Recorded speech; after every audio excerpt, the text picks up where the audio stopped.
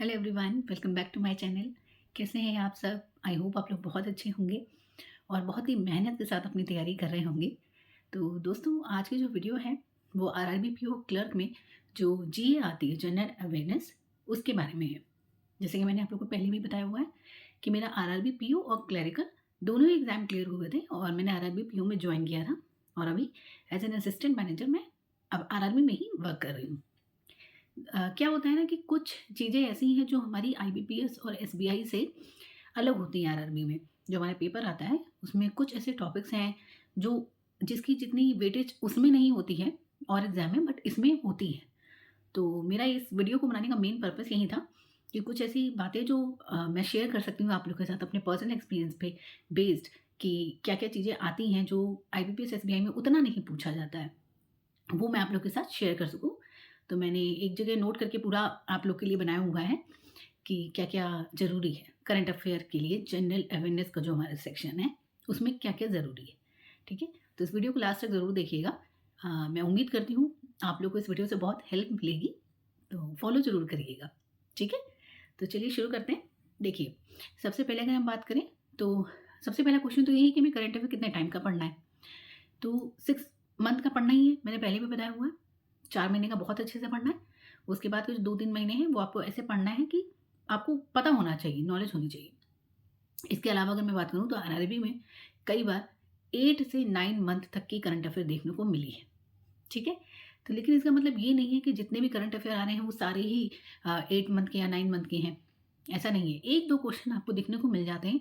तो in case अगर आपको ऐसा लग रहा है कि कोई ऐसी चीज़ या कुछ ऐसा इवेंट, कुछ भी स्पेशल ऐसा हुआ है जो बहुत हाइलाइटेड रहा है, भले ही उसको अभी 8 महीने हो गए हों, लेकिन वो इतना इम्पोर्टेंट था उस वक़्त पे, तो उसके आने के चांस रहती है। करंट अफ़ेयर को पढ़ने का सबसे अच्छा तरीका यही है। देखिए, अभी का तो आप लोग पढ़ेंगे ही पढ़ेंगे, पर अगर कोई चीज़ आपको ऐसी लग रही है कि उस समय पे बहुत हाइलाइटेड रही थी, तो उसको स्किप मत करिएगा। और अगर कोई चीज़ इतनी हाइलाइटेड रही होती है ना, तो हमको भी पता होता है, कहीं न कहीं से हमें पता चल जाता है। आजकल लोग इंस्टाग्राम चलाते हैं, सब कुछ चलाते हैं, कहीं न कहीं से पता चल ही जाता है हमें कि हाँ, ये चीज़ कभी हुई थी।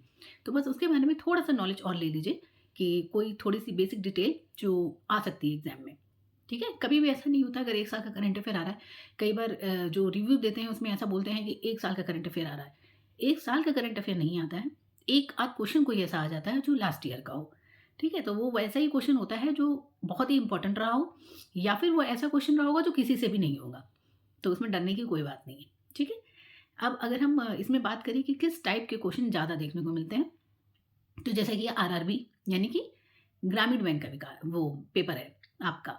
तो इसमें क्या होता है, जो योजनाएँ हैं, ज़्यादातर जो कृषि से यानी कि एग्रीकल्चर से रिलेटेड योजनाएँ हैं, वो बहुत पूछी जाती हैं। अब भले ही वो नई योजना हो या फिर पुरानी हो, तो जो नई योजना होती हैं, वो तो करंट अफ़ेयर में आ जाती हैं और जो ओल्ड आपकी हैं, वो क्या होती है, स्टैटिक में चली जाती हैं। लेकिन इम्पोर्टेंट वो भी होती हैं, क्योंकि एग्रीकल्चर से रिलेटेड है और हमारा ये आरआरबी का एग्ज़ाम है, तो वो आपके लिए इम्पोर्टेंट होगी। वो आप ज़रूर पढ़िएगा, उसको स्किप मत करिएगा। कब आई थी, उसके जो मेन पैरामीटर्स हैं, उसको ज़रूर पढ़िएगा, क्योंकि कई बार ना स्टेटमेंट टाइप में आ जाता है और आपको अगर इसके बारे में सिर्फ़ इतना पता होगा कि ये स्कीम 2017 में आई या 2015 में आई, तो डेट, कई बार डेट पूछ लेते हैं। लेकिन अगर आपको यही नहीं पता है कि स्कीम है किस बारे में, तो फिर गलत हो जाएगा। तो इसीलिए पढ़िएगा तो पूरा अच्छे से पढ़िएगा। ठीक है? स्कीम आती है, सबसे बड़ी बात तो ये है। इसके बाद जो इसमें पूछा जाता है, वो आपका बैंकिंग करंट अफ़ेयर जो आपकी आईबीपीएस और एसबीआई में अच्छे खासे नंबर की आती है। आरआरबी में ऐसा नहीं है कि बिल्कुल नहीं आती, बट अगर हम वेटेज देखें तो as compare to IBPS and SBI, RRB में थोड़ा-सा कम है बैंकिंग करंट अफ़ेयर का, ठीक है?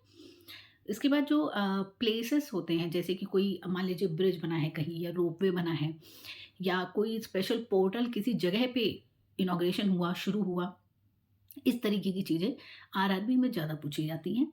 तो इस तरीके की करंट अफ़ेयर को स्किप मत करिएगा, इसको ज़रूर पढ़िएगा।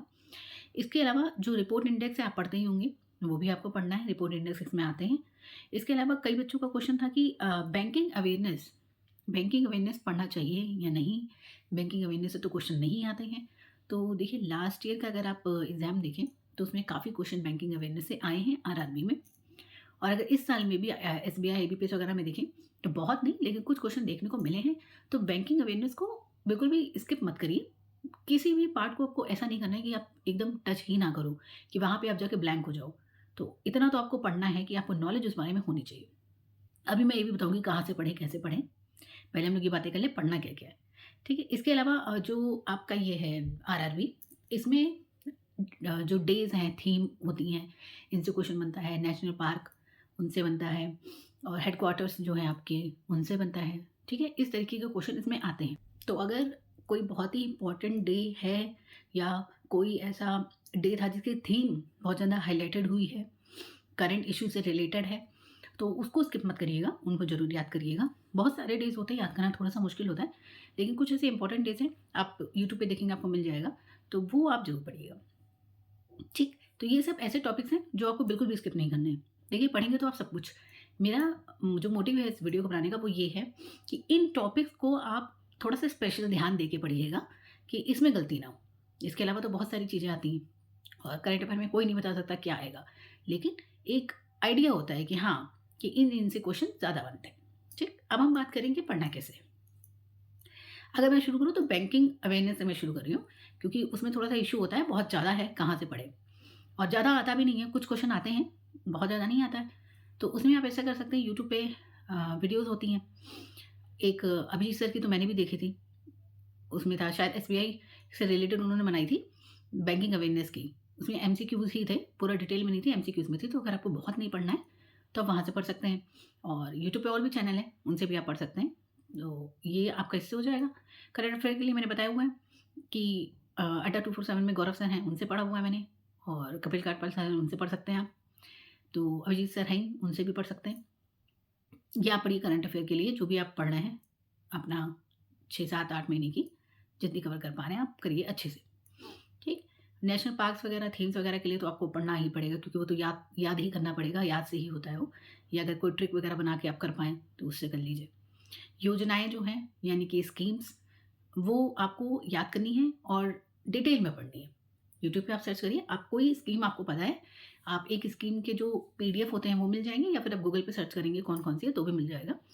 फिर उस पर्टिकुलर स्कीम को डाल के आप सर्च करिए कि ये कब आई थी, क्या आया था, तो उसके बारे में एक डिटेल वीडियो आपको मिल जाएगी और बहुत बड़ी वीडियो नहीं होती है, छोटी-छोटी होती हैं, तो आप कवर कर सकते हैं।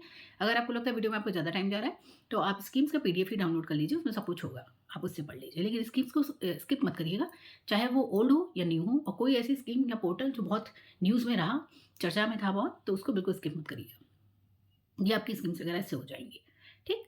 तो ये सब चीज़ें आप इस तरह से अगर पढ़ेंगे, तो कोई दिक्कत नहीं होगी। और देखिए करंट अफ़ेयर ये ऐसा सेक्शन है ना कि इसमें थोड़ा-सा तो रहता है रिस्क। आपको पता नहीं होता ना क्या आ जाएगा। लेकिन इसका मतलब ये तो नहीं ना कि हम तैयारी ही ना करें। हमें अपनी तरफ से पूरी तैयारी रखनी है, ठीक है? आप इन टॉपिक्स को ज़रूर ध्यान दीजिएगा। मॉक टेस्ट भी आप दे ही रहे होंगे, इसमें आपको टॉपिक्स मिल रहे होंगे। बट क्या होता है ना, कई लोग का ये जो स्कीम्स वाला पोर्शन है, ये थोड़ा-सा वीक होता है, क्योंकि अगर हम कंपेयर करें आईबीपीएस, एसबीआई वगैरह से, तो उसमें एग्रीकल्चर से रिलेटेड इतनी नहीं आती हैं। आरआरबी में आती हैं क्योंकि ये एग्ज़ाम ही है उस चीज़ का ना।